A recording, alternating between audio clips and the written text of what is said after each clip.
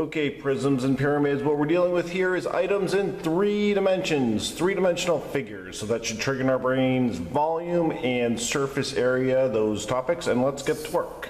Question 1, what is the volume of the following cube? We have 2 times the square root of 5, or 2 square root of 5.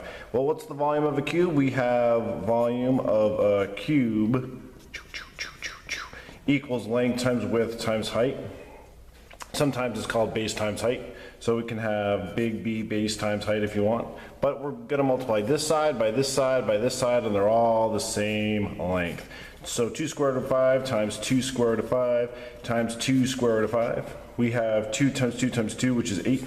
We have square root of 5 times square root of 5 times square root of 5. Square root of 5 times square root of 5, you got to know that as just 5. Square root of 5 times square root of 5 is 5. If you don't know it yet, just say it a billion times, then you'll know it. And you shouldn't be scared about it. It's not that scary. Square root of 5 times square root of 5 equals 5.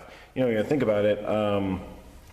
Square root of 100 times square root of 100 equals 100, because square root of 100 is 10, square root of 100 is 10, 10 times 10 is 100. It's not that scary, it's not that weird. Square root of 5 times square root of 5 is 5.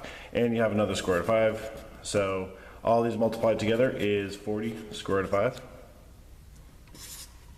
We're good. Question 2, what is the surface area of the following cube? You see this and your brain might be like, oh, we're dealing with volume, but no, we're not dealing with volume, we're dealing with surface area. Well, what's surface area all about? Well, we have, a cube that has, if we break it apart, it has 6 faces, right? That's how if you break a cube apart, it'll have 6 faces. And all these faces are gonna be 3 square root of 3 times 3 square root of 3. So whatever the area of one of these faces is, that's gonna times 6. So the formula for surface area is 6 times the area of one of the cube faces. So what's the area of this guy here? We have 3 square root of 3 times 3 square root of 3, which is 27, because 3 times 3 is 9. Square root of 3 times square root of 3 is 3, so 3 times 3 times 3 is 27. That times 6 is going to be, 42. Carry the 4, 12, 162. And we're good. Okay, question 3. The base of the pyramid below is a square. The height of the pyramid is 9. What is the volume of the pyramid? If you have things that go to a point, the rule is you divide by 3. The volume will be as if it did not go to a point divided by 3. What do I mean? Well, if you have a right rectangular prism, you'll remember from 6th grade, 6th grade was fun, that you get the volume equals big B base times height, or the volume equals length times width times height, right? You get this, and then you multiply it by the height. Well, if it is not a right rectangular prism, but instead a pyramid or something that goes to a point, you divide by 3. If it goes to a point, you divide by 3. So let's do that here. Volume of the pyramid is going to be base, big B base, times height divided by 3. What is the base? The base is 5 square root of 2 times 5 square root of 2. So if you multiply these together, it's 5 times 5, which is 25, square root of 2 times square root of 2, which is 2. So that's 50, so the base is 50.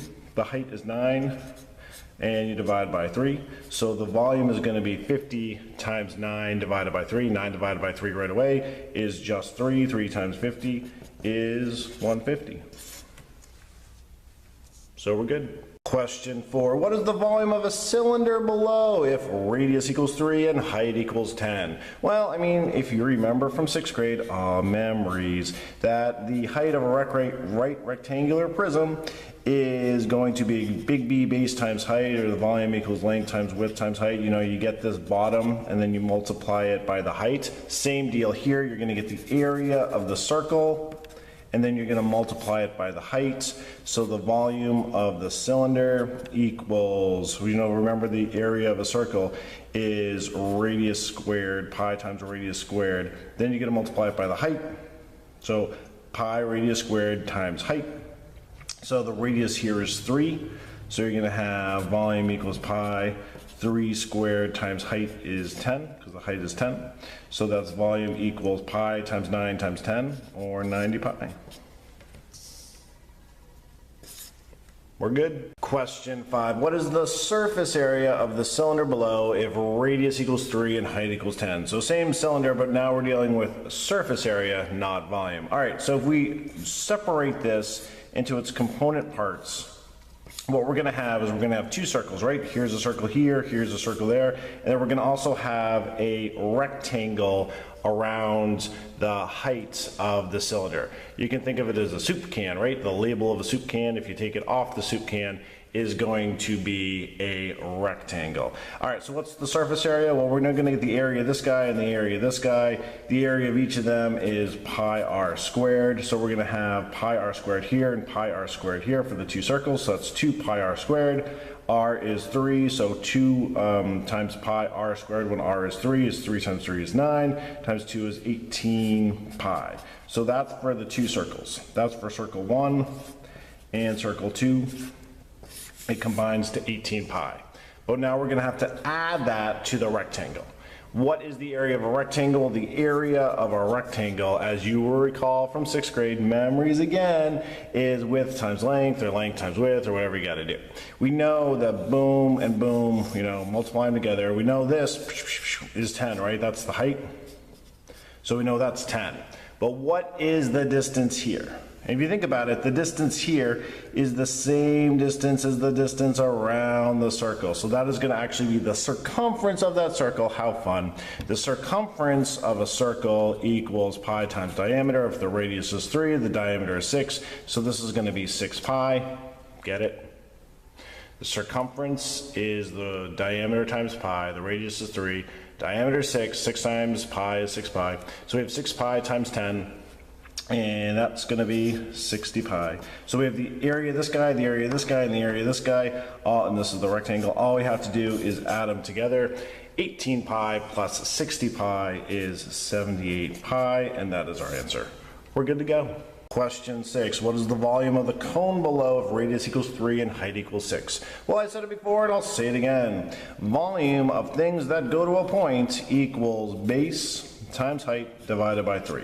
If we had time, we could do fun activities where we have a cone and a cylinder that's the same, same height and same radius, and we could pour sand back and forth, and it would be fun. And you'll find that 3 of these cones equals a cylinder of the same size, of the same height and the same radius, and that would be so much fun. We could just, it would just really be an enjoyable thing to do, but we don't have time, so let's just keep going. What is the base of this guy? Well, if the radius is 3, the base is going to be 9 pi, right? Because the base is 9 pi, as pi times radius squared, right? The area of the base for a circle is pi r squared. So here, because the radius is 3, the base is 9 pi. The height is 6, and you need to divide that by 3. So the volume is going to equal 9 pi times 6 divided by 3. 6 divided by 3 is 2. 2 times 9 is 18. Your volume is going to equal 18 pi. And we're good. Question 7. What is the volume of the sphere below if radius equals 3? Okay, this question is just, can you remember the formula for volume of a sphere? The formula for volume of a sphere is 4/3 pi r cubed. Note the cubed. 4/3 pi r cubed. It's just something that math nerds know. You should remember it. You're going to remember it sometime in your life, so now would be a good time to remember it. If you plug in 3 for the radius, you're going to get 4/3 pi, 3 times 3 times 3 is 27. You should realize right away that 27 is divisible by 3, and you have 4 pi times 9, or 36 pi. We're good. Okay, question 8. What is the volume of the triangular prism shown below? This question is straight from 6th grade. I probably got it from a 6th grade math question book I found somewhere. And I should have included some radicals, some square roots of this or square roots of that to make it more interesting, because as it is, it's pretty straightforward and you probably will have no problem with it. But in case you didn't really hit nets that hard in 6th grade, or you've forgotten because all the other fun you were having in 6th grade, let's just go over it. If you fold this into a cube, like using your brain, you fold into a cube, you should realize that this side being folded down there will mean that this length is 4. That length is 4. So that is going to be the base of your right rectangular right triangular prism, because it's a triangle, and that's going to have a base of length times width divided by 2. So it's 4 times 3 divided by 2, or that base is going to be, wait, do the math, count on your fingers, 6. And then you're going to do that base times the height. So the volume equals base times height, right? Big B base times height. You're going to have the base of 6. You're going to multiply it by a height of 5, and you're going to get 30. That's simple. We're good. Question 9, again, a waste of your time because you did this in 6th grade and you were successful in 6th grade. But if you want to just recap, surface area is the same deal. Here we're looking for the surface area. We know if we hold this down, like this side's going to be 4. If that side's 4, then we just add up all the little rectangles. We can add up them bit by bit, or we can add them up all together. We can move this guy. Probably the easiest way to do this is to just move that guy up there. That's 3 times 4 is 12, and this thing here is 5, 6, 7, 8, 9, 10, 11, 12. 12 times 5 is 60. So, you just make this one big rectangle and you make this one a rectangle without that, because it's moved up there, and you have 12 plus 60 is 72. And we're good. Okay, question 10. Questions 8 and 9 were terrible and a waste of your time. Question 10 is awesome. Question 10 is a math question that is pretty famous. It's cherished all over the world by math nerds. You should cherish it too. I certainly do. The cube below is made up of 64 smaller cubes. If the big cube is submerged in blue paint, removed, and deconstructed into its 64 component parts, how many of the small cubes will have exactly 2 sides painted blue? This question is awesome because it makes you submerge things in your brain and take them out and twist them around. Okay, so we do that. Think about it. This guy right here, this cube right here, that'll be painted blue, that'll be painted blue. So we have 1. This guy right next to it also will have 2 sides painted blue. And you can't see it, but you should be able to twist this cube around like in your brain, or maybe more like this in your brain, and know that this is going to have 2 sides painted blue, and that'll have 2 sides painted blue. As with this, as with that, as with this, as with that. So we have in the top row, we have 8. And if we have 8 in the top row, we should have 8 in the bottom row, right? Even though you can't see them, 1, 2, 3, 4, 5, 6, 7, 8. They have to be the same, right? Because that's how cubes work. Now in the middle 2 rows, how many do we have? Well, this guy is going to be, this guy's easy, right? You see 1 face, 2 faces, so that guy will be painted blue. On the corner, it'll be painted blue, so 1, 2, 3 in the back, and 4. That row will have 1, 2, 3, 4, because everyone on a side will be painted blue. And if that row has 4, this row should have 4 too. So there we go. 8 plus 4 plus 4 plus 8 is 24.